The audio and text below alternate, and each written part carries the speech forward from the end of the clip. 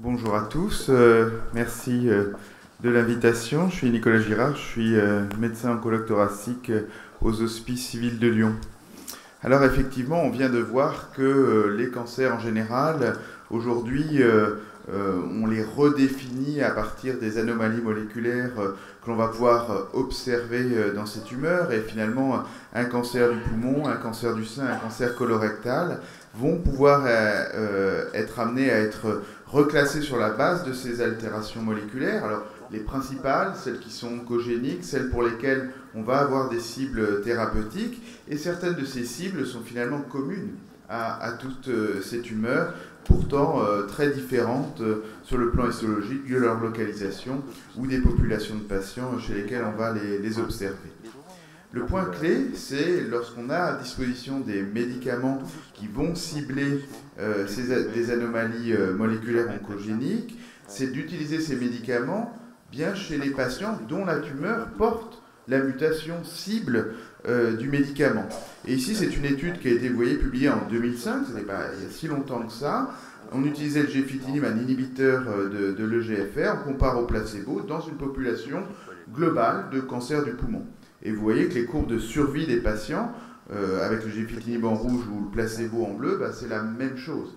Donc si on ne sélectionne pas les patients sur la base des caractéristiques de la tumeur, à la fin, lorsqu'on utilise un médicament ciblé, on n'a aucun bénéfice pour les patients. Ça paraît assez évident, mais beaucoup de thérapeutiques ciblées ont été développées en l'absence de la vérification de leur cible dans le tissu tumoral. Et si on fait la même étude ici avec un autre inhibiteur de l'EGFR, spécifiquement chez les patients dont la tumeur porte une mutation de l'EGFR, et bien là, non pas par rapport au placebo en rose, mais par rapport au traitement standard, la chimiothérapie, on va avoir un bénéfice de survie globale ici dans cette étude. Donc, c'est la base finalement de ces stratégies dont on parle, à savoir l'analyse des tumeurs, l'identification d'altérations moléculaires dont on pense qu'elles sont oncogéniques, c'est-à-dire vraiment drivers de la prolifération tumorale, et ensuite de conduire des essais cliniques qui vont comparer les thérapeutiques ciblées au traitement standard dans ces sous-groupes de patients. Et c'est là tout l'enjeu et toute la difficulté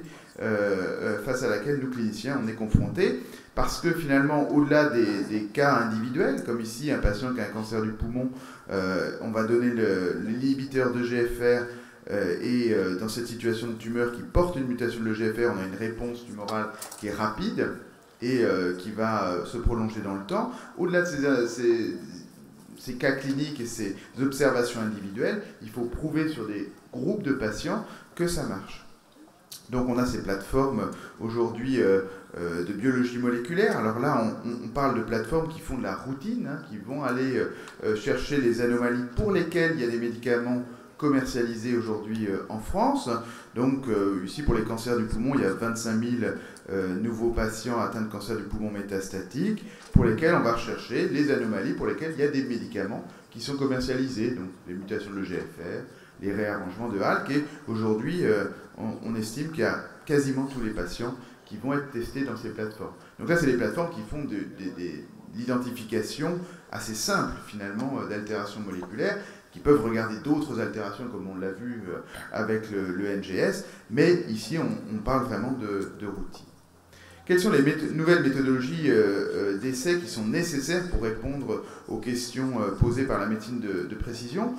Finalement, avant, l'historique d'évaluation des traitements contre les cancers ou en général, c'est un processus qui prend beaucoup de temps. On va d'abord être sur le préclinique, faire une phase 1 avec très peu de malades, qui va prendre un peu de temps, voir s'il y a un signal de toxicité finalement chez l'homme, puis une phase 2 pour vérifier à plus grande échelle ces toxicités, puis la phase 3 qui va comparer le traitement, finalement le nouveau traitement, au traitement de référence, souvent avec la nécessité de beaucoup de patients, pour ensuite que le médicament soit approuvé. C'est un processus qui prend plusieurs années, 7 à 8 ans en moyenne. Avec cette médecine de précision, avec l'identification des cibles des médicaments ciblés, ce modèle-là éclate complètement, puisque l'on va être capable d'aller beaucoup plus vite dans les développements. Déjà, en enrichissant la population des patients que l'on teste dans les études, sur la base des caractéristiques moléculaires de la tumeur. Ça paraît assez évident. Ce qu'on disait tout à l'heure, c'est effectivement, est-ce que vous avez des outliers, des patients qui répondent très bien ou qui vivent très longtemps sous une thérapeutique ciblée? Ben, c'est exactement ça. Par exemple, ici, avec le crizotinib, qui est un inhibiteur de ALK, bon, développement assez standard, avec des cohortes avec des doses croissantes, hein, dans le cadre d'une étude de phase 1. Et puis, lorsque la dose maximale tolérée est obtenue, 250 mg, eh bien, il y a une cohorte de patients dans cette phase 1 qui va être enrichie avec des patients qui portent la cible du médicament dans leur tumeur, un réarrangement de ALK, une amplification de MET. Et ça, c'est sur la base de l'observation que dans la phase d'escalade de dose avec le crizotinib, ben, il y avait quelques patients qui répondaient à 90% et qui étaient en vie pendant très longtemps. Analyse moléculaire qui montre les réarrangements de ALK, et donc directement on enrichit une cohorte avec ces tumeurs particulières. Et donc comme ça, on obtient des résultats intéressants. Ici, c'est la taille tumorale hein, qui est représentée. Chaque patient est une colonne de l'histogramme, et vous voyez qu'il y a une majorité de patients pour lesquels la taille de la tumeur diminue avec un bénéfice de survie. Et le crizotinib, il est approuvé aux États-Unis puis en France, à partir de ces données de phase 1. Hein. Donc finalement, en enrichissant une population sur le plan moléculaire, la drogue arrive plus rapidement à disposition des cliniciens. Alors on peut faire ça avec une molécule, on peut partir finalement d'une seule altération moléculaire. Au lieu de partir de la drogue, on peut partir de l'altération moléculaire. Donc un traitement, une mutation, mais plusieurs cancers. On a vu que les altérations, finalement, elles peuvent être communes d'un cancer à l'autre. Donc, au lieu de faire une première étude avec la molécule dans les cancers du poumon, puis une deuxième étude dans les cancers du sein, puis une troisième dans les cancers de l'ovaire, on va faire une seule et même étude qui va évaluer l'efficacité du médicament, spécifiquement dans les tumeurs qui portent la cible du médicament.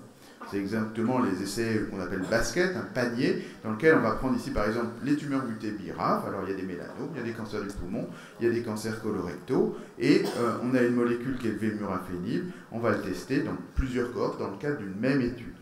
Et donc là on part de l'altération moléculaire et du médicament qui est mis en parallèle, quel que soit le type tumoral, ce qui sur le plan clinique porte un certain nombre d'enjeux d'organisation.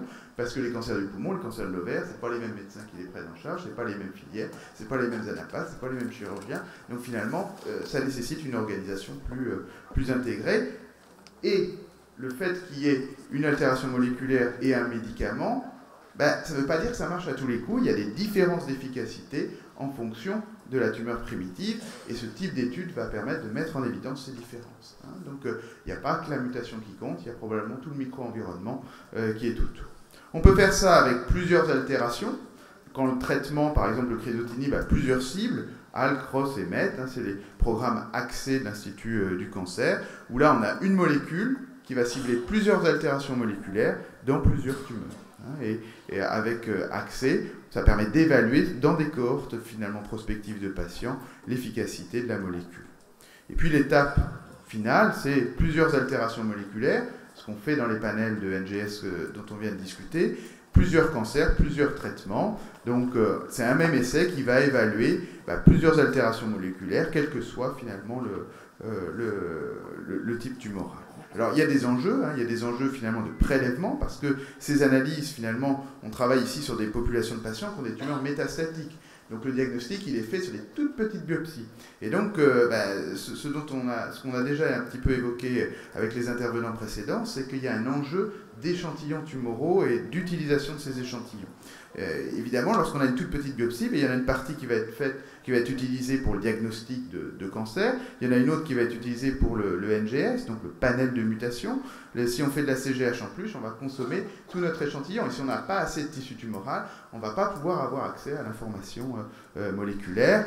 Des données ici sur Profiler, dont on a déjà discuté. On est exactement dans ce modèle-là. Plusieurs altérations qui sont recherchées par plusieurs techniques. Et puis ensuite, les CMOS qui va faire intervenir plusieurs molécules, et ce, quelle que soit la tumeur primitive. Dans les cancers du poumon, on a aussi ce type finalement d'études où on va traiter de façon standard les patients, mais à un moment, on va leur faire un séquençage de type NGS, et là, on va randomiser finalement entre un traitement ciblé, mais avec plusieurs molécules, plusieurs altérations moléculaires, et un traitement finalement standard. Donc on essaye d'évaluer si ça a un intérêt finalement de faire tout ça, de rechercher toutes ces altérations moléculaires, de les cibler spécifiquement. En fait, c'est déjà un petit peu des choses qui rentrent dans la routine parce que, au-delà des programmes académiques, il y a un certain nombre finalement de panels et finalement de biotech qui proposent de rechercher dans des échantillons tumoraux, voire sur ADN tumoral circulant, un panel de mutations. Et donc, aujourd'hui, ces biotech cherchent à aller valider leur panel avec des collaborations avec les cliniciens, et un certain nombre de cliniciens vont déjà aller demander, finalement, envoyer des prélèvements pour l'évaluation du panel de mutations. Le problème, c'est que derrière, qu'est-ce qu'on fait des résultats? Et c'est là toute la nécessité d'avoir finalement une accroche académique pour faire de la RCP moléculaire, et puis ensuite avoir des essais à mettre en face des altérations qui sont observées. Mais aujourd'hui, dans les essais cliniques proposés notamment par les industriels du médicament, il y a toujours une partie de séquençage sur des panels de ce type, notamment le panel Foundation One, qui est utilisé par beaucoup finalement d'industriels du médicament en parallèle de l'évaluation des molécules.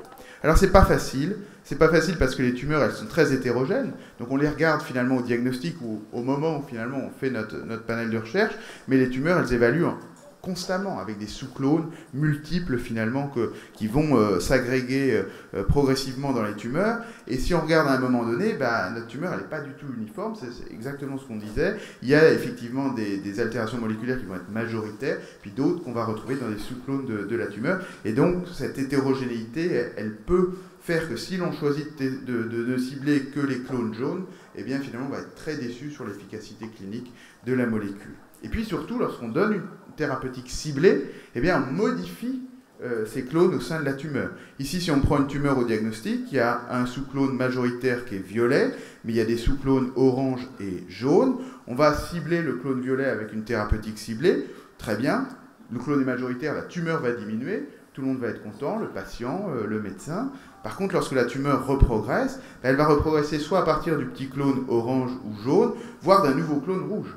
Et donc, il faut arriver à suivre finalement ce qui se passe dans les tumeurs, et appliquer une thérapeutique ciblée modifie complètement la composition finalement des tumeurs, avec des représentations sous la forme, vous voyez, d'arbres phylogéniques. Donc je pense qu'on est vraiment qu'au début, et effectivement suivre les tumeurs et l'évolution tumorale sous thérapeutique ciblée est probablement l'étape suivante finalement des caractérisations. Une question qui a été posée, c'est de dire finalement est-ce que les combinaisons de mutations peuvent également prédire l'efficacité d'un certain nombre de molécules. Ici, c'est une tumeur avec réarrangement de HALK, un cancer du poumon. On s'aperçoit que cette tumeur qui a été traitée successivement par plusieurs thérapeutiques ciblées, progressivement émergent des clones porteurs de mutations de résistance à chacune de ces thérapeutiques ciblées, mais à la fin, deux mutations de résistance redonnent une sensibilité à la molécule du départ. Donc finalement, ce n'est pas regarder qu'une seule altération, c'est regarder les altérations de façon combinée. Je vous remercie de votre attention.